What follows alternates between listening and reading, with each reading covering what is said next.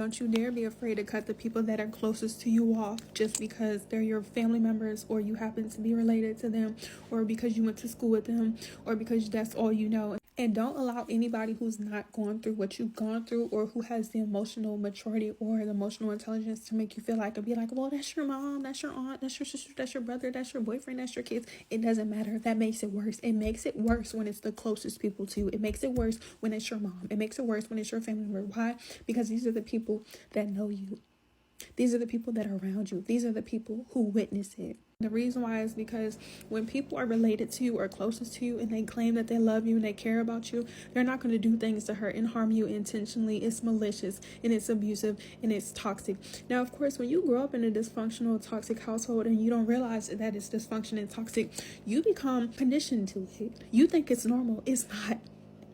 And the crazy part is, a lot of people grow up in dysfunction and toxic households, but just because you grew up in that type of environment doesn't mean that you have to continue it. Anybody that continues to enable you or abuse you psychologically, in abuse, it doesn't always have to be physically, emotionally, mentally. When people talk down to you, when people belittle you, when people sabotage you, when people go out their way to provoke you and do things intentionally, that's not love.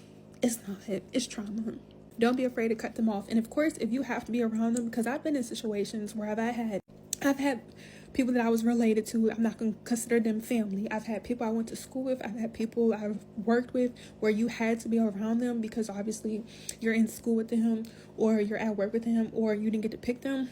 Do what you need to do while you're there. Like, go to school, go to work, live with them if you can't move out, but you need to have an exit plan. You need to be figuring out that you need to move. And if they love you, they'll heal, they'll apologize, they'll seek therapy, they'll go to God, ancestors, universe, whatever they want to believe in. If not, don't continue to surround yourself with them. Don't continue to allow them to abuse you. If they don't see any wrong with what they do, let them be how they are. This doesn't mean that you can't care about them. This doesn't mean that they don't have flaws and you have flaws. But if your flaws were to never hurt and harm them, intentionally try to sabotage them, try to provoke them, try to set them up, try to be envious of them, you're not wrong for wanting to create distance or cut them off, and you don't have to feel guilty. You see, when people are malicious, because I'm talking about the people who choose to not do better when they know better, not the people who may not have been shown and taught, because guess what? Nobody's shown and taught anything. People do have to learn things for themselves.